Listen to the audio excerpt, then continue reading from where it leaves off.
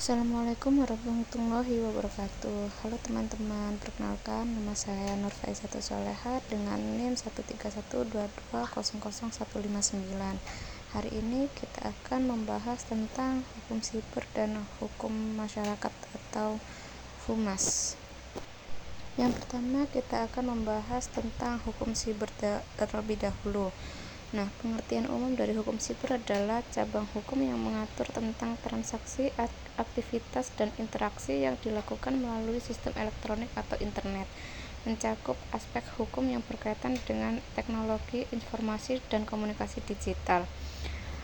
Namun, definisi hukum siber menurut Asosiasi Teknologi Informasi sendiri adalah seperangkat aturan yang mengatur interaksi dan transaksi digital. Kemudian para yuris juga mendefinisikan hukum siber sendiri adalah cabang hukum yang mengakomodasi perkembangan teknologi informasi dan komunikasi. Nah, hukum siber sendiri terdapat urgensi hukum dalam ruang digital. Yang pertama ada perlindungan hak individu. Ini mencakup menjamin keamanan data pribadi, melindungi hak privasi pengguna, mencegah penyalahgunaan informasi pribadi, menjamin kebebasan berekspresi dalam batas yang aman. Kemudian yang kedua ada keamanan transaksi digital. Ini mencakup ada mencegah penipuan online, melindungi konsumen dalam transaksi elektronik, memberikan kepastian hukum dalam kontrak digital, dan mengatur mekanisme ganti rugi elektronik. Kemudian urgensi yang ketiga ada penanggulangan kejahatan siber. Ini juga mencakup yang pertama mencegah cybercrime, menetapkan sanksi hukum untuk pelanggaran digital, membuat mekanisme investigasi kejahatan siber, mendefinisikan klasifikasi tindak pidana digital. Yang keempat ada menjaga stabilitas sosial. Yang pertama ada mencegah penyebaran hoaks, mengendalikan konten berbahaya, melindungi kelompok rentan, dan mencegah keharmonisan hubungan sosial digital. Dalam hukum siber sendiri terdapat jenis-jenis kejahatan. Ya, pada umumnya itu ada penipuan online, pencurian identitas digital, peretasan hacking. Itu seperti kayak aplikasi yang kita punya mau aplikasi sosial media maupun bahkan aplikasi online shop itu bisa terhack gitu, bisa ditautkan ke HP orang lain, perangkat yang lain tanpa sepengetahuan kita. Kemudian ada penyebaran konten ilegal, cyberbullying, dan transaksi elektronik ilegal. Nah, dasar hukum yang dipakai oleh cybercrime ini tuh diambil dari UU ITE nomor 11 tahun 2008 dan segala perubahannya. Nah, pasal yang sering digunakan itu diantaranya semisal ada kasus yang termasuk ke dalam kasus pencemaran nama baik online, itu tuh memakai pasal 27 ayat 3 UU ITE yang mengatur tentang penghinaan atau pencemaran nama baik melalui media elektronik. Nah, menurut UU ITE pasal 27 ayat 3 ini dapat dipidana penjara maksimal 4 tahun dan atau denda maksimal 750 juta rupiah. Kemudian kalau semisal kasusnya itu termasuk ke dalam pemerasan dan ancaman online, itu menggunakan pasal 29 UU ITE berlaku untuk tindakan pemerasan atau ancaman elektronik. Nah, bisa diancam pidana penjara maksimal 8 tahun. Dan kalau termasuk ke dalam kasus berita bohong, berita palsu atau hoax, itu bisa menggunakan pasal 28 ayat 1 UU ITE yang mengatur penyebaran informasi yang tidak benar, dapat diancam pidana penjara maksimal 6 tahun. Sekarang kita akan membahas ke materi yang kedua, yaitu ada hukum dan masyarakat. Nah, definisi dari hukum dan masyarakat atau HUMAS ini sendiri adalah cabang ilmu yang mempelajari hubungan timbal balik antara hukum sebagai perangkat aturan yang mengatur kehidupan manusia dengan masyarakat sebagai entitas sosial tempat hukum tersebut diterapkan. Kajian ini melibatkan analisis bagaimana hukum memengaruhi struktur sosial, nilai-nilai budaya, dan perilaku individu, serta bagaimana dinamika sosial mempengaruhi pembentukan dan perubahan hukum. Humas sendiri ini memiliki tujuan. Yang pertama, untuk memahami bagaimana hukum berfungsi dalam mengatur kehidupan masyarakat dan bagaimana masyarakat mempengaruhi keberadaan serta implementasi hukum. Terus yang kedua ada mengidentifikasi pengaruh sosial terhadap hukum, memahami bagaimana norma, tradisi, dan nilai sosial tertentu mempengaruhi pembentukan, interpretasi, dan penerapan hukum, menganalisis efektivitas hukum, menilai sejauh mana hukum yang berlaku dapat diterima, dipatuhi, dan efektif dalam mencapai tujuan tertentu di tengah masyarakat. Kemudian ada juga tujuan humas, yaitu menciptakan keseimbangan sosial, mempelajari hukum sebagai alat untuk menciptakan keadilan sosial, mengurangi ketimpangan, dan menyelesaikan konflik di masyarakat, mengakomodasi perubahan sosial, menyoroti bagaimana hukum dapat beradaptasi dengan perubahan sosial, seperti perkembangan teknologi, perubahan budaya, atau dinamika politik, demi menciptakan tatanan sosial yang lebih harmonis, menjadi landasan kebijakan publik, membantu pembuat kebijakan memahami dampak sosial dari penerapan hukum, sehingga kebijakan yang dibuat lebih relevan dan efektif untuk masyarakat. Kemudian dalam hukum dan masyarakat memiliki beberapa teori sendiri. Yang pertama ada teori fungsionalisme, yaitu memandang hukum sebagai bagian integral dari sistem sosial yang memiliki fungsi untuk menjaga ketertiban dan stabilitas masyarakat. Dalam teori fungsionalisme ini, hukum dianggap sebagai mekanisme untuk mengatur interaksi sosial dan menyelesaikan konflik.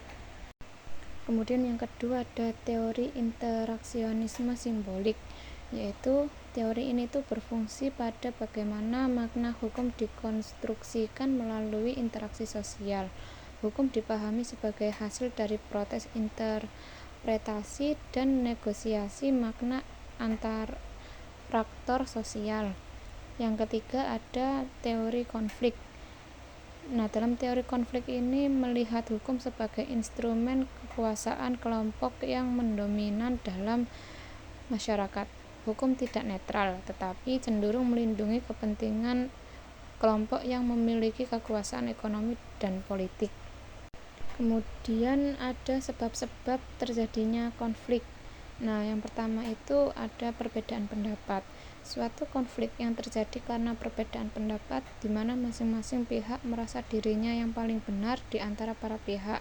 Tidak ada yang mau mengakui, dan apabila perbedaan pendapat tersebut sangat tajam dan dalam, maka akan timbul rasa kurang enak, ketegangan, dan lain sebagainya. Kemudian sebab yang kedua ada kesalahpahaman.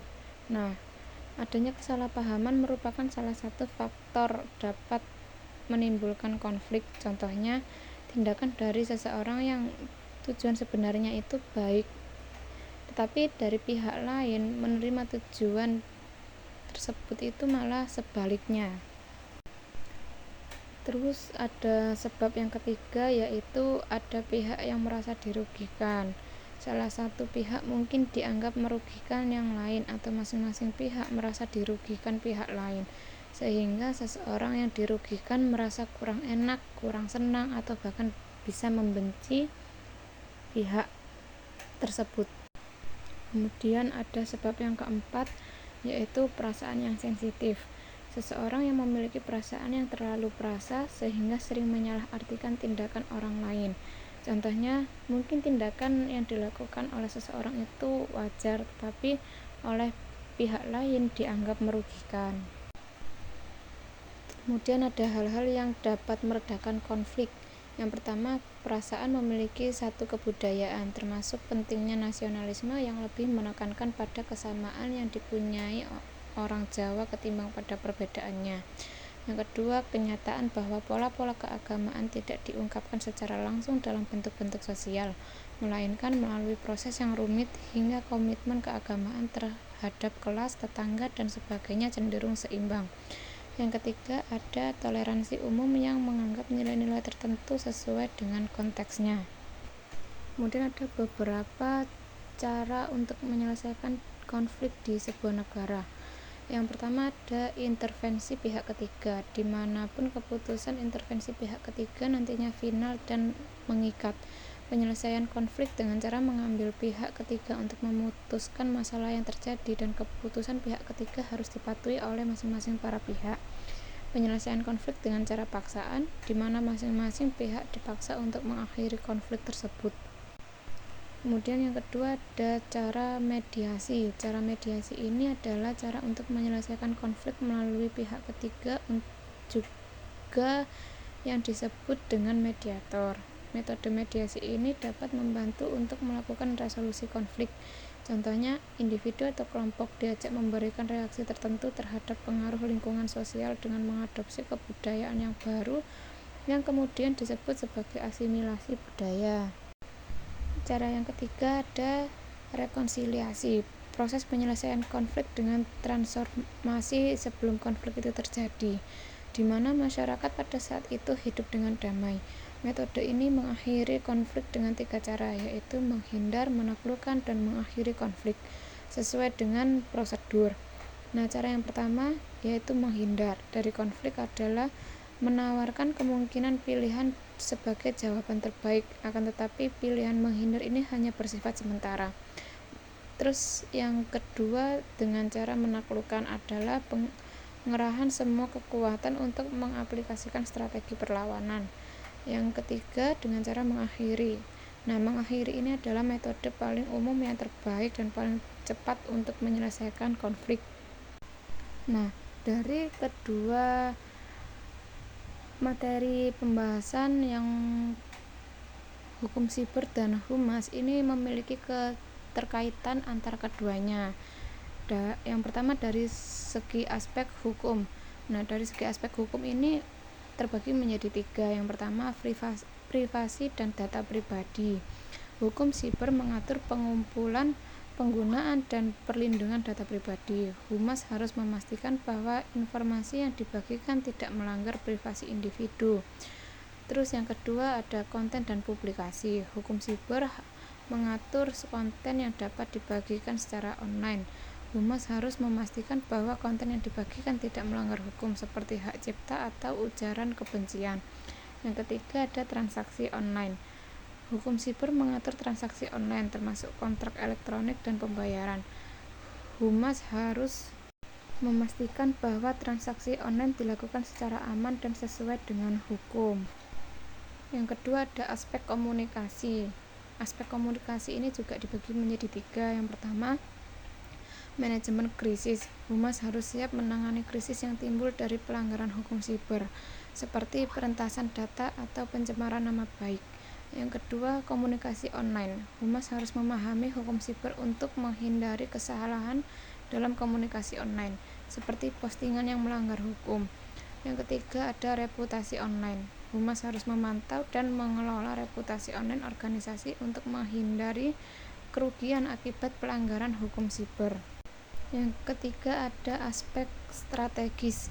Aspek strategis ini juga dibagi menjadi 3. Yang pertama kebijakan online. Humas harus mengembangkan kebijakan online yang sesuai dengan hukum siber dan memastikan bahwa kebijakan tersebut dipahami oleh semua pihak. Yang kedua ada penggunaan media sosial. Humas harus memahami hukum siber terkait penggunaan media sosial seperti hak cipta dan privasi. Yang ketiga ada kolaborasi dengan pihak ketiga. Humas harus memastikan bahwa kolaborasi dengan pihak ketiga tidak melanggar hukum siber. Sekian, terima kasih. Itu saja yang bisa saya sampaikan dari kedua materi tersebut. Saya mohon maaf apabila ada kesalahan kata atau belepotan kalimat. Saya mohon maaf yang sebesar-besarnya dan terima kasih.